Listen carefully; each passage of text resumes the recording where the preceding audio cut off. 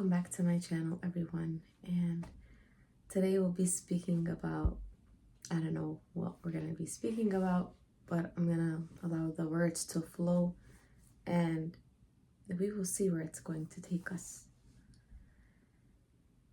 Yeah, so this is just like living in the unknown, not knowing what I'm going to speak about today. And actually, I was late to record the video because we have a celebration, we have an event coming up, which is the birth of Imam al-Mahdi, Ajalallah Farajahu, which is the 12th Imam, and he is the person who is going to spread justice and peace at the end of time. He's always there, just like the sun, giving us warmth, comfort, protection, and everything that we need. But we can't see him until the timing is right. And he is still waiting to come out. His age this year will be 1,191 years old. And so we're going to get into the video. I'm going to talk about spiritually weak and spiritually strong people today. I think it's been nagging on me, so I'm going to get it out there. So we are going to speak about people pleasing a little bit and some of those things that I had going on in my past. Oh, and so God is so gracious that he sends us something that we want, and when we ask for it, it's not because he doesn't want to give it to us. Of course he wants to give it to us, because when God pushes us to ask for something, he is so gracious that of course he's going to give it to us. So I want you guys having that conviction that what I want is unfolding, it's coming. There is no separation. You are one with what you want. You are one. The only job, the only thing for you to do is get out of the way, because every time you try to do something about it, when you don't feel inspired to do, when you're trying to control or manipulate, you're getting in the way and you're creating resistance on your trail. And the best way to get out of the way is to quiet your mind, to meditate. There's a lot of different techniques and things out there these days that you can do. I don't meditate anymore because I don't really have negative thoughts. And every time I have a negative thought, I immediately shift it. And so meditation is not necessary for me. Now, will I ever meditate again? I do sometimes. I do different things. Again, you could do different workouts or different things that help you get things off your mind. Driving does for me. And yeah, don't be in my vicinity when I'm driving, not thinking about the road. Having no thought. Don't do that. Quieting your mind, meditating. There's guided meditation. There is non-guided meditation. I want to talk about an analogy a little bit. It's going to be actually written or drawn out in my upcoming course, but the idea is this is you over here, and what you asked for is here, but it's already done. You've embodied the desire, meaning your dua is done. There is nothing different or special that you need to do in order for it to come to life, except for being it. So thinking and believing that it's already done, having that conviction that it's all happening, it's unfolding. And so after you ask for the dua, you're on this side now. You are it. You are the goal. You are the success. You are the dua. You are this desire. It's done. And as much as I tell you guys, there is nothing for you guys to do about it. I'm going to say it again. There is nothing that you guys need to do. Now, I know it sounds counterintuitive. Like, wait, don't I have to bring this to life? Don't I have to do what I need to do? Don't I have to, like, act in some way? Well, yeah, I don't think I'm sitting. Especially when I posted yesterday, love life. Loving life isn't just sitting at home, asking for things and having them come to you. No. There is going to be action. But the action that I'm talking about is going to come effortlessly. It's going to be flawless. It's going to be inspired. So you're going to do it And after you finish doing what you're going to do, you're going to be like, wait, I just acted upon this and I didn't even know that I was acting upon this. So it's going to be in a way where you're not even conscious of yourself doing it, except after the fact. That's how I feel it. And please, when you're doing things, your journey is going to be like so unique to you. Don't take what I say and try to apply it in your life. That's why we say, like, just trust God and let go of anything. You don't need to like worry about how things are going to unfold or how it's happening or how to do it consciously, because things are happening once you surrender and trust to God. That's it. Allow things to flow and be. And you guys tell me, like, and when you say you can't and it's hard and you're suffering, you can't do it, or you feel good for a moment and then you don't feel good the next, that's a normal part of the process. So you don't need to put yourself down for it. I have those moments still a lot. I still have those moments. But they're not gonna have me stop pursuing what I want or back down on my dream. In no way they're gonna stop me. Why? Because I had a lot of successes, too many to actually like back down right now or think like God is not listening to me, or I don't trust that he's listening or there for me, or he's just giving me this thing and he doesn't want to provide it for me. No. If God put that in your heart, he wants to give it to you. Have that conviction. Be sure of yourself. Everything is working out and unfolding.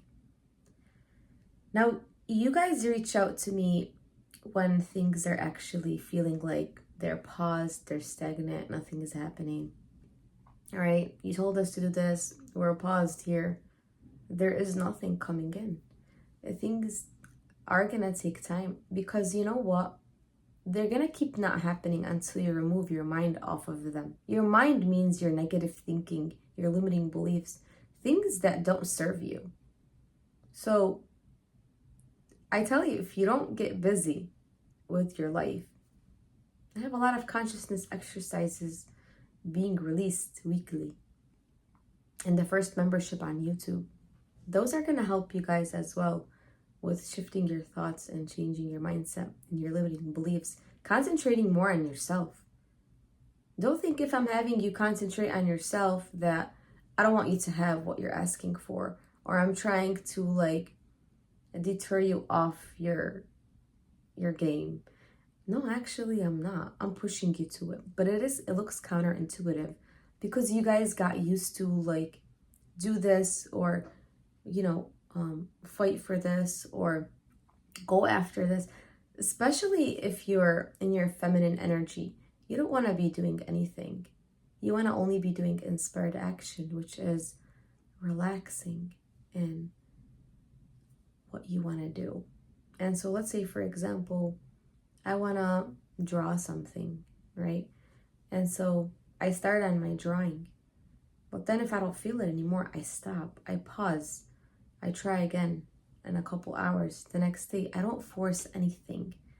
You don't need to force, control, or manipulate anything. You just need to be. You need to be in your own skin, in your own way.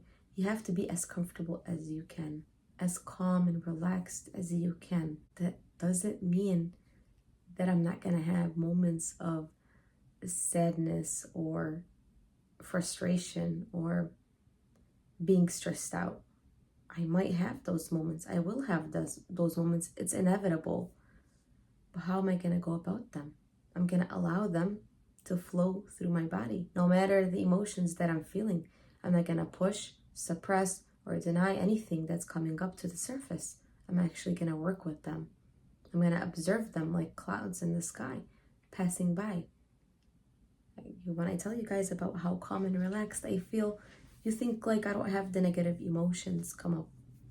We love negative emotions. But the way that we're going to deal with them is in the way that I explained. It's not by dwelling in them or being in a long time sitting in them or thinking about people when I'm having them, the negativity and the thoughts that are going to come up. We're going to pause. We're going to observe them. We're not going to allow that momentum to keep going. For example, if someone bothers you or does something that you don't like, for example, I don't like this person. You tell me, this person disrespected me. And I would say, what caused you to think that this person disrespected you? And then you say, well, he didn't invite me to 1, 2, 3 or to this event or something like that. And so I think, I believe that he is a mean person. He is insensitive. And so then I will tell you guys to turn it around. And so you say, I am insensitive, I am mean, I am disrespectful. And so then you're going to sit with those emotions and these things because it's only what you're projecting on the other person. The thought that you're having about them, that they don't like you or they're mean to you or whatever, those are only your thoughts. And that is what's making you sad. It's not the other person. And so when you turn those sentences, those things around, and sometimes they're more extreme. Like, he left me, he rejected me, she's like horrible or whatever. You're saying that about yourself. And so then when you sit with those emotions, you're going to see in your life where you're being like that, where you're not taking care of yourself, where you're being mean to yourself, where you're disrespecting yourself by allowing certain things that you're not supposed to allow in your life. And when you do the turnaround, for example, he's not listening to me. Where am I not listening to myself? In which areas in my life am I not listening to myself? Or she's not listening to me? And then you're going to answer a question that says, what is it that I want him to do? What is it that I want her to do? And so you're going to say, I want them to talk more to me. I want them to invite me. I want them to take care of me and nurture me more. And then I want you guys to do that for yourself. Because it's always about yourself. It's never about anybody else.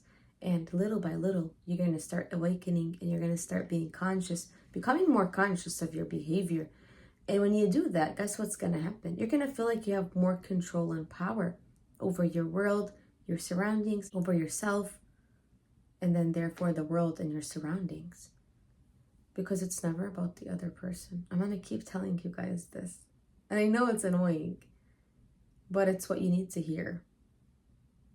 It's what you need to do. That's it. And so you guys can make a commitment to yourself at the end of this exercise and